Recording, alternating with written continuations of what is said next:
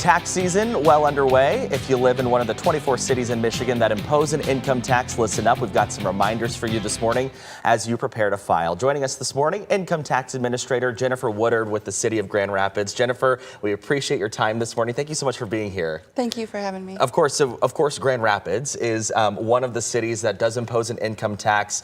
For those of us who might forget to do the income tax, hopefully you're filing that. But let's say, you're new to the city, you're new to the area, and you realize, oh my gosh, Grand Rapids does have an income tax.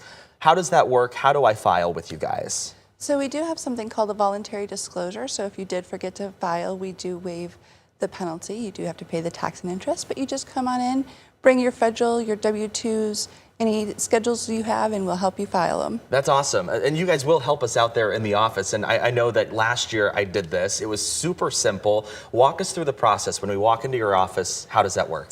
So you just come on in with your federal return and your W-2s.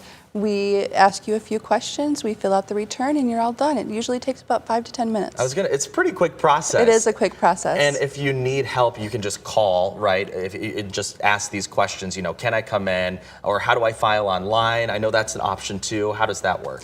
Yeah, so you can call us, ask us the questions you have. We have a website that you can upload your return if you already have it done, or you can fill out a new return online. So it's very easy. Okay, so how does it work? Let's say I work or live in Walker, and let's say for the purposes of this experiment, I live in Walker, I work in downtown Grand Rapids, or vice versa.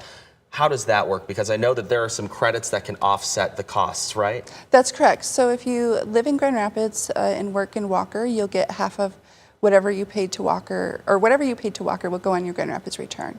If you live in Walker and you work in Grand Rapids, 0.5% of what you paid to Grand Rapids will go on your Walker return as an other city credit. Okay. So you're not getting double taxed. Okay, see, there you go. And that's good to know. And just for everybody at home, who does this income tax apply to if you're in Grand Rapids? I know it could apply to people who live here, but it also applies to people who work here as well. Yeah, so any resident, regardless of where they work, it applies to, and any non-resident doing any type of business activity in Grand Rapids is subject to the tax. What are some of the most frequently asked questions that you guys get in your office? I'm sure a lot of people come in. It doesn't work necessarily how your federal or state taxes work. It's a little bit different. So what are some of the frequently asked questions that you guys get? Usually it's something like, oh, this form looks very scary. Right.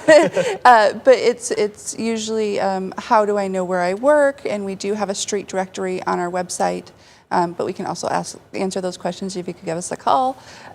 Or how do I know if I live or work in Grand Rapids? That's the biggest ones usually. Yeah, I was going to say, because sometimes those borders of the cities, Yes. right, get a little convoluted, because sometimes Google Maps will say, oh, this is a Grand Rapids address, but it's actually maybe Walker or another city around Grand Rapids that sits around the area. I know that the deadline is a little bit different for city tax. How does that work when it comes to your federal versus your city taxes? So our deadline is April 30th instead of April 15th. And our extension deadline is October 30th. Okay, so if you file an extension, you still have to pay, though, on time, right? That's correct. It's just an extension to file your paperwork. You have to pay the tax before April 30th. Okay, it's really a simple process, and honestly, you guys were so helpful. I also had talked to the city of Walker because WZZM, our station, is actually technically in the city of Walker. Correct. I live in Grand Rapids, and so I had to go through that process with them, and they're like, oh yeah, just bring it on in and we'll figure it out for you. Can you just kind of like ease concerns at home? This really is a easy process to go through. It is an easy process, and to make it easier, we did extend our hours for Grand Rapids as well, so people can come in on different Saturdays and on Wednesdays at 7 o'clock. You just bring your forms in, you come in, we help you do your return. Like I said, it takes 5 to 10 minutes. We're not here to punish people, we just want to get them in compliance. Yep, see, in compliance is, I think, the right phrase right there.